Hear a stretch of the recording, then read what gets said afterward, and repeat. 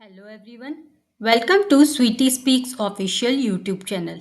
Today we are going to learn how we can control constraints in System Verilog randomization. System Verilog provides an inbuilt method which is called as constraint mode to control your constraints. The syntax is as below. Whatever is your class object, you will give the name of that class object.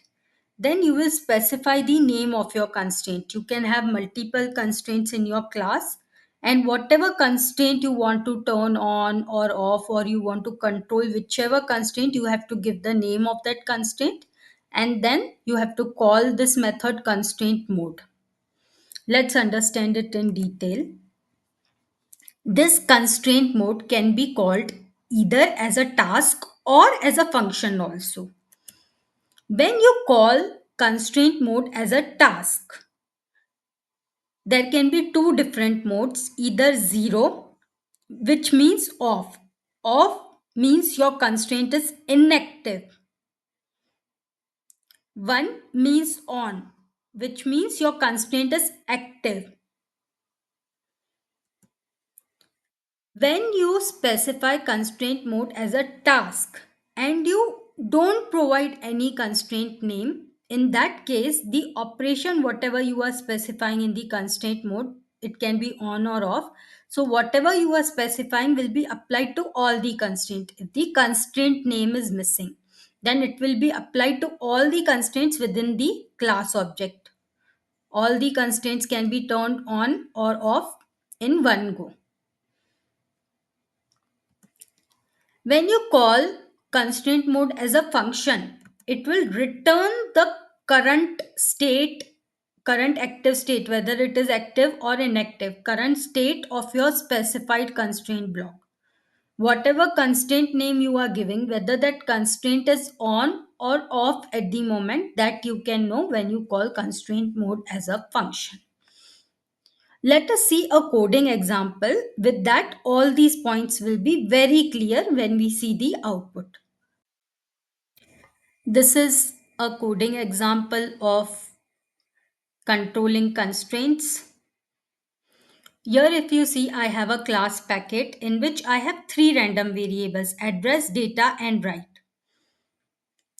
I have a constraint C packet in which I am constraining the most significant bit of address, which is bit 7, to be 1. Then I am saying data should be greater than 0. Write should be always 1, because at the moment I don't want to perform any read operation. I just want to perform write operations. Every time I want to write to a different memory location, that's why the address is randc, so that it randomizes cyclically. It does not repeat the address until all the addresses are covered. I'm creating an object of class packet. If you don't do anything using the constraint mode, by default the constraints are active. The default mode of all the constraints is active. So I am checking currently if the constraint mode is active, which should be, because by default all the constraints are active.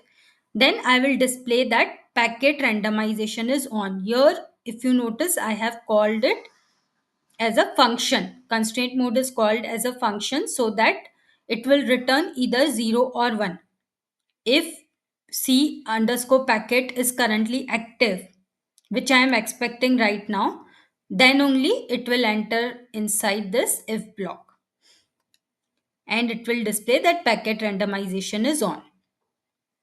If the packet randomization is on, 10 times I'm going to randomize my packet and I'm going to display the value of address, data, and write.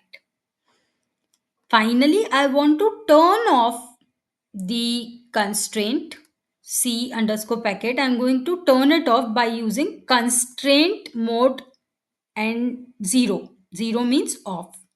And then I'll display the current state of randomization here. So just notice here, when you are specifying the value 0 or 1 whatever, that time you are calling constraint mode as a task, and when you are not specifying anything you are calling it as a function. So function means it will either return 0 or 1.